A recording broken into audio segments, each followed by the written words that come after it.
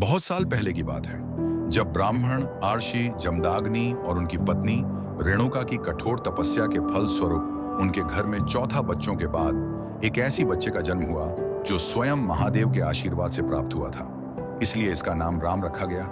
लेकिन यह बच्चा दूसरे सब बच्चों से अलग था, क्योंकि उसका मन शुरुआत से ही शास्त्र ज्ञान से ज्यादा अस्त्र ज्ञान पर लगता था। एक दिन आर्षि जमदाग्नि अपने 5 पुत्रों रुखमवान, सुषेणु, वसु, विश्ववसु और राम को बुलाते हैं और कहते हैं, बच्चों, मैं कुछ समय के लिए बाहर जा रहा हूं। जब मैं वापस लौटूं तो आप सबको ऋग्वेद के सारे श्लोक याद होने चाहिए। मैं आते ही आप लोगों से पूछूंगा, जो मुझे नहीं बता पाएगा उसको मैं दंड दूंगा। कुछ घंटों बाद जब आर्षि जमदाग्नि वापस आते हैं तो वह देखते हैं कि उनके बाकी 4 पुत्र शास्त्र पढ़ रहे थे, पर राम वहां से गायब थे, क्योंकि वह सीधा अपनी माता रेणुका के पास चले जाते हैं और उनसे अस्त्र विद्या लेने लगते हैं। रेणुका, जो एक क्षत्रिय परिवार की राजकुमारी थी, वह शस्त्र विद्या में बहुत कुशल थी।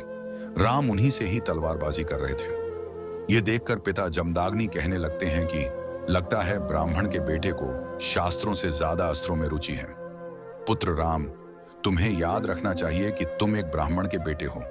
ब्राह्मण के बेटे के हाथ में यह हिंसा के हथियार अच्छे नहीं लगते।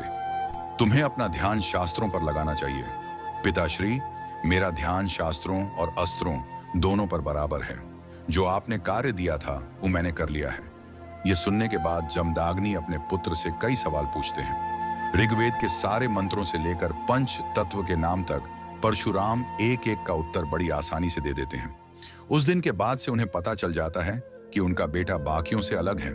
अपने आने वाले कई सालों तक राम हर तरीके के शस्त्र विद्या पर महारत हासिल कर लेते हैं। इसी के चलते हुए राम अपनी किशोरावस्था में ही भगवान शिव की तपस्या में लग जाते हैं। कई दिनों तक उनकी तपस्या चला रहा। उनकी तपस्या से खुश होकर भगवान शिव उनके हाथों में एक कुल्हाड़ी देते हैं और बोलते हैं कि आज से यही तुम्हारी पहचान बनेगी। सब लोग तुम्हें अब से परशुराम के नाम से जानेंगे। उस दिन से वो राम से परशुराम बन जाते हैं। अपनी कुल्हाड़ी के वार को वो इतना मजबूत कर देते हैं कि दुश्मन उनके नाम से ही कांपने लगता है। एक दिन अचानक से उनकी मां दौड़ते हुए उनके पास आती है। पुत्र राम, तुम्हें मेरी सहायता करनी पड़ेगी। क्या बात है मां, आप घबराई हुई क्यों लग रही हैं?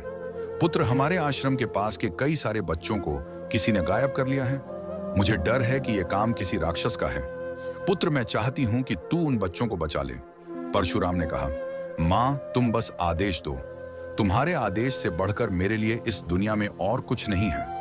मां के एक बार के कहने पर परशुराम उस खतरनाक राक्षस के गुफा में चले जाते हैं और वहां जाकर देखते हैं कि उस राक्षस ने सभी बच्चों को रस्सी से बांध रखा है और वह राक्षस हाथ में एक मसाल लेकर बच्चों की तरफ आगे बढ़ने लगता है। और जैसे ही वह उन बच्चों को आग लगाने ही वाला था, परशुराम ने अपने कुल्हाड़ी से उसका हाथ काट देता है।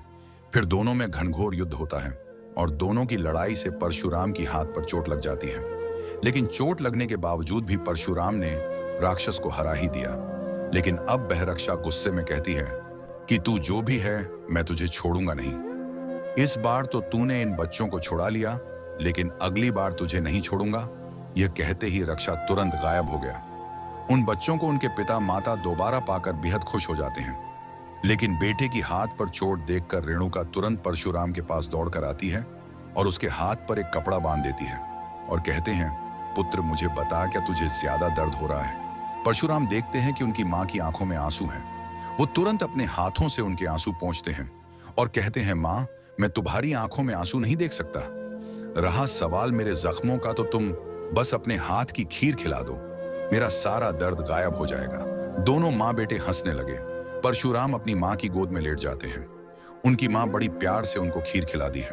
परशुराम अपनी माँ के सबसे ज्यादा नजदीक थे। उनके लिए वह कुछ भी कर सकते थे। ऐसे ही कई हफ्ते बीत जाते हैं। परशुराम अपनी तपस्या में और मगन हो जाते हैं। एक दिन वह देखते हैं कि उनके पिता बड़े क्रोध में उनके पास आते हैं। प्रणाम पिताश्री, आप बड़े ही परेशान नजर आ रहे हैं। क्या बात है? राम, तुम्हें मेरा एक काम करना है, पर उससे पहले तुम्हें वचन देना पड़ेगा कि तुम बिना सवाल के मेरी आज्ञा का पालन करोगे। मैं वचन देता हूं, बिना सवाल किए आपकी हर आज्ञा का पालन करूंगा।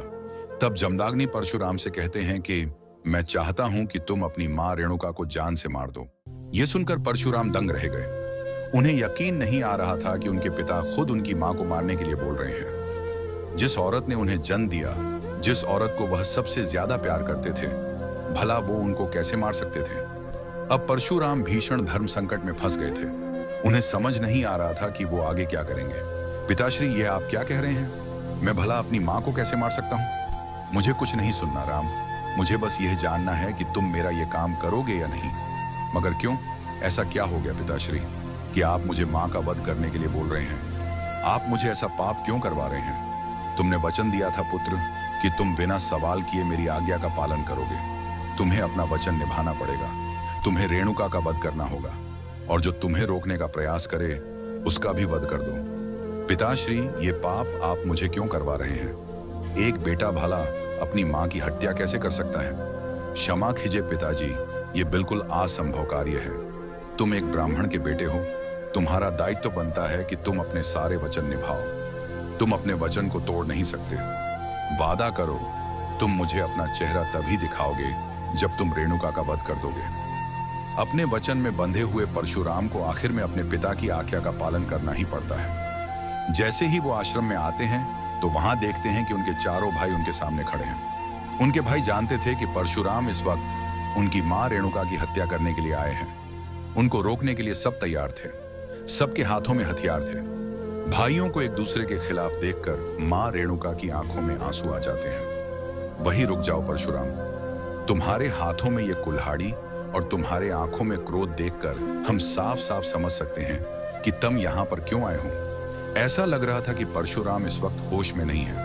अपने वचन में बंधे हुए वो सिर्फ और सिर्फ अपने दिए हुए कार्य को याद कर रहे थे। वहां अपनी मां की तरफ नजरें भी नहीं मिला रहे थे। वह जानते थे कि अगर उन्होंने अपनी मां की आंखों में देख लिया तो वहां अपने हथियार नहीं उठा पाएंगे। परशुराम किसी भी बात का कुछ जवाब नहीं देते। वो बस अपने हाथ में कुल्हाड़ी पकड़कर अपने कदम अपनी मां की ओर बढ़ाने लगते हैं। तभी उनका एक भाई उनकी तरफ दौड़कर सामने आ जाता है। मेरे होते हुए तुम हमारी मां के पास भी नहीं जा सकते। मैं तुम्हें आगे बढ़ने नहीं दूंगा। ये बोलने के साथ उसका भाई पीछे से जाकर परशुराम की गर्दन पकड़ लेता है।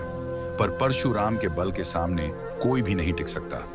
वहां अपने हाथ की कोनी मारकर अपने भाइयों को नीचे गिरा देते हैं। उनका दूसरा भाई जैसे ही डंडा लेकर उन पर वार करता है, तभी वहां अपनी कुल्हाड़ी से उनका डंडा तोड़ देते हैं। उनका भाई रुकम्मान अपने हाथ में तलवार लिए परशुराम की तरफ दौड़कर उन पर वार करने के लिए आता है। पर उनके वार करने से पहले ही परशुराम अपनी जगह से हिल जाते हैं और अपनी कुल्हाड़ी से सीधा उनकी कमर पर वार करते हैं। उनके भाई की मृत्यु हो जाती है। ये देखते ही मां रेणुका की चीख निकलती है। पुत्र, ये तू क्या कर रहा है? तू अपने भाइयों को मार रहा है? तू मुझे मारने आया है ना? तो ठीक है। सुषेणु, वसु और विश्वासु, तुम तीनों अपनी जगह पर ठहर जाओ। मैं नहीं चाहती कि भाई भाई आपस में लड़े। उन्होंने कहा, नहीं मां, हम पीछे नहीं हटने वाले। भले ही ये हमारा भाई हो, लेकिन हमारी मां को मारने जो भी आएगा उसको हम जीवित नहीं रहने देंगे। यह बोलकर विश्वासु अपने भलाई के लिए परशुराम की तरफ दौड़कर आते हैं। लेकिन परशुराम उनके वार से बचते हुए अपनी कुल्हाड़ी इस भाई के ऊपर भी चला देती है। ऐसा ही करते करते परशुराम के हाथों अपने सारे भाइयों की हत्या हो जाती है। जिंदगी में पहली बार परशुराम के हाथ कांप रहे थे। अपने भाइयों के खून से सनी उनकी कुल्हाड़ी आज उनके लिए बहुत भारी हो गई थी। लेकिन अब उनके कदम अपनी माता की ओर बड़ी मुश्किल से बढ़ रही थी। उनकी आंखों में आंसू थे और उनकी सिर नीचे झुकी थी। आज उनकी जिंदगी का सबसे मुश्किल और बुरा दौर चल रहा था। इससे पहले कि परशुराम आगे बढ़ते, उनके घर की सबसे पूजनीय गाय कामधेनु वहां पर आ जाती है। कामधेनु को सब लोग परिवार में एक माता की तरह ही मानते थे। इससे लग रहा था कि मानो घर का आखिरी सदस्य परशुराम की आगे भीख मांग रहा हो। माता रेणुका कामधेनु गाय को हटाती है और बोलते हैं, पुत्र आजा, तेरे रास्ते में अब और कोई नहीं आएगा। परशुराम की आंखें लाल हो गईं। अपनी अंदर हिम्मत भर के आखिर में वह अपनी कुल्हाड़ी से अपनी मां का वध कर देते हैं। अपनी मां को मारकर वह सीधा जमीन पर गिर जाते हैं और मां मां कह के वहीं बैठकर रोते रहे। कुछ देर बाद वह रोते हुए अपने पिता के पास वापस आते हैं। पिता अपने बेटे की कुल्हाड़ी पर खून के निशान देखकर बहुत प्रसन्न हो जाते हैं और कहते हैं, राम मेरे पुत्र, आखिर में आज तुमने साबित कर दिया कि तुम ही मेरे सबसे महान पुत्र हो। आज जो तुमने कार्य किया है वह युगों युगों तक याद रखा जाएगा। बिना सवाल किए तुमने अपने पिता की आज्ञा का पालन करके एक सच्चे ब्राह्मण होने का कर्तव्य निभाया है। पिताश्री, मैंने कोई महान काम नहीं किया है। मैंने तो वो काम किया है जिसके लिए भगवान भी कभी मुझे माफ नहीं करेंगे। मैंने अपने हाथों से अपने भाइयों और मां को मार डाला। इस पाप के साथ मैं अपनी जिंदगी नहीं गुजार सकता। मैं तुम्हारी मनोदशा समझ सकता हूं पुत्र, पर तुम्हें यह बात याद रखनी चाहिए कि हर कार्य के पीछे कोई ना कोई वजह जरूर होती है। तब परशुराम पूछते हैं, मुझे ये वजह बताइए पिताश्री, मां ने ऐसा कौन सा अपराध किया था जिसकी वजह से उन्हें इतना कठोर दंड भोगना पड़ा?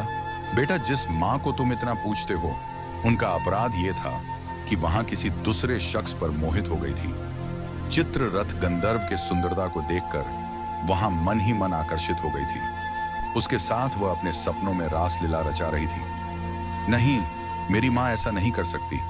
पिताजी, आपको कोई गलत फहमी हुई है। वो तो एक पवित्र औरत थी। ऐसा ही हुआ है पुत्र, तुम्हें पूरी सच्चाई पता होनी चाहिए। ये बोलने के बाद अर्षि जमदाग्नि परशुराम को कुछ घंटों पहले की घटना बताना शुरू करते हैं। वह बताते हैं कि कैसे कुछ घंटों पहले रेणुका हर बार की तरह पूजा के लिए नदी से पानी भरने जा रही थी, और जैसे ही वो पानी भरती है, वो देखती है कि पानी में कुछ दूर चित्ररथ गंधर्व अपनी नर्तकियों के नृत्य में मग्न थे। एक तरफ रेणुका गंधर्व की खूबसूरती पर मोहित हो गई थी, वह दूसरी तरफ उनको इस बात का अंदाजा नहीं था कि उनके पति जमदाग्नि ने अपनी ध्यान की दृष्टि से उनके मन में झांक लिया था। जैसे ही रेणुका वापस आश्रम आती है, वह तुरंत उनका हाथ का लिया हुआ मटका जमीन पर फेंक देते हैं। रेणुका, जो तुमने आज किया है वह मैं कभी जिंदगी में नहीं भूल सकता। तुम्हें अपने किए का दंड भुगतना पड़ेगा। और जमदाग्नि ने अपने पुत्र वसु को बुलाकर बताया कि पुत्र, अपना भाला लो और अपनी मां को मार दो। जमदाग्नि का कोई भी पुत्र अपने पिता के आदेश का पालन नहीं कर पाते।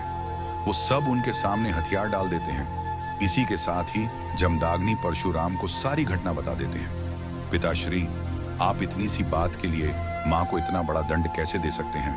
मां ने सिर्फ अपने मन में यह सोचा था, पर असल में तो वो उस गंधर्व से दूर ही तो थी। इससे कोई फर्क नहीं पड़ता। मानसिक गलत विचार ही शारीरिक गलत काम के बराबर ही है। इसलिए मैंने उन्हें दंडित किया। पुत्र, अब तुम इन सब बातों को भूल जाओ। तुमने तो वह कर दिखाया है जो युगों युगों तक कोई नहीं कर पाएगा। मैं तुम्हारे इस कार्य से बहुत खुश हूं। मैं तुम्हारे इस अनोखे कार्य के लिए तुम्हें आज 2 वरदान प्राप्त करता हूं। तुम जो मांगोगे वो तुम्हें मिलेगा। कुछ देर सोचने के बाद परशुराम अपने पिता के चरणों में गिर जाते हैं। वह अपने दोनों हाथ जोड़कर अपने पिता से 2 वरदान मांगते हैं। इस वरदान को सुनकर उनके पिता एक पल के लिए चौंक जाते हैं। उन्हें बिल्कुल विश्वास नहीं था कि आखिर उनका बेटा उनसे ये वरदान मांगेगा। भगवान परशुराम ने ऐसा क्या मांग लिया था जिसे सुनकर उनके पिता भी हैरान हो गए थे।